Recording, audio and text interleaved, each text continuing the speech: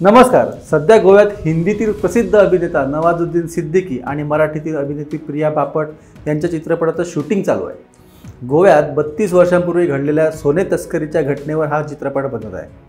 90च्या दशकात गोव्यामध्ये drugs mafia आणि गोल्ड स्मगलर्स फोफावले होते. त्यांचा नायनाट करण्यासाठी कस्टम अधिकारी दिवस रात्र मेहनत घेत होते. यातच 16 मे 1991 हा दिवस गोव्याच्या इतिहासात गाजला गेला. तो म्हणजे गोव्यात पकडल्या गेलेल्या जवळपास 8 करोड किमतीच्या 250 किलो सोन्याच्या तस्करीमुळे. त्यावेळी दक्षिण गोव्यात कोस्ताव फर्नांडिस नावाचे कस्टम अधिकारी कार्यरत होते. गोव्यातील स्मगलिंग गँगचा नायनाट करण्यात त्यांचा सिंहाचा वाटा मानला जातो. आपल्या जबरदस्त योजनेच्या जोरावर त्यांनी अनेक मोहिमा यशस्वी केल्या होत्या. अत्यंत प्रामाणिक आणि शिस्तबद्ध अशी त्याची खाती होती. त्यांच्या कारकिर्दीमधले 1991 हे वर्ष खूप गाजले ते याच प्रकरणामुळे. 16 मे 1991 या दिवशी त्यांच्या एका विश्वासू गुप्तहेराने एक खात्रीशीर माहिती त्यांना दिली. ती म्हणजे तत्कालीन मुख्यमंत्री चर्चिल आलेमाव यांचे बंधू आल्वेनार्स या आपल्या साथीदारांसोबत सोने तस्करी करण्याच्या प्रयत्नात आहे. ही माहिती मिळताच त्वरित कोस्ताव यांनी त्यांचा पाठलाग सुरू केला आणि दक्षिण गोव्यात असलेल्या फात्राडे येथे तस्करीच्या सोनासहित त्यांना अडवले. यावेळी कोस्ताव निशस्त्र होते. त्यांच्यात बरीच हाणामारी झाली. चाकूसुऱ्यांची झटपट झाली. यामध्ये आल्वेनार्स आलेमाव हे गंभीररित्या जखमी झाले आणि त्यांना इस्पितळात दाखल करण्यात आले.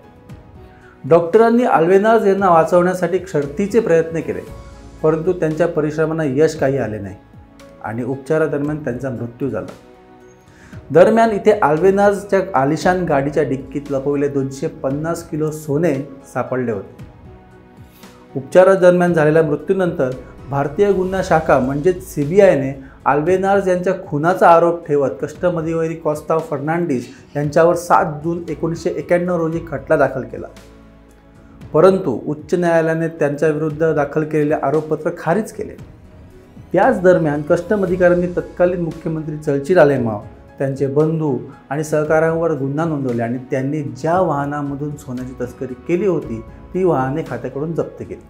त्यांना कोफेपोसा अंतर्गत 14 ऑक्टोबर 1994 रोजी ताब्यात घेण्यात आले आणि या गुन्ह्यासाठी आलेमाव आणि त्यांच्या बंधूंना मिळून 45 लाख, सुभाष पांडे यांना 5 लाख, रॉय मिरांडा व आंतोन फर्नांडिस यांना प्रत्येकी 1 लाख तर अँथनी फर्नांडिस यांना 50,000 रुपयांचा दंड ठोठावण्यात आला होता. मात्र अबकारी आणि सेवाकर न्यायाधिकरण यांनी सादर केलेले पुरावे अपुरे असल्याने उच्च न्यायालयाने 14 फेब्रुवारी 2005 रोजी या सर्वांची निर्दोष मुक्तता केली. या गाजलेल्या घटनेचा महत्त्वपूर्ण निर्णय न्यायमूर्ती GS पटेल आणि नूतन सरदेसाई यांच्या खंडपीठाने दिला होता. तर असा हा गोव्याशी संबंधित असलेला चित्रपट बॉक्स ऑफिसवर नक्की कमाई करेल.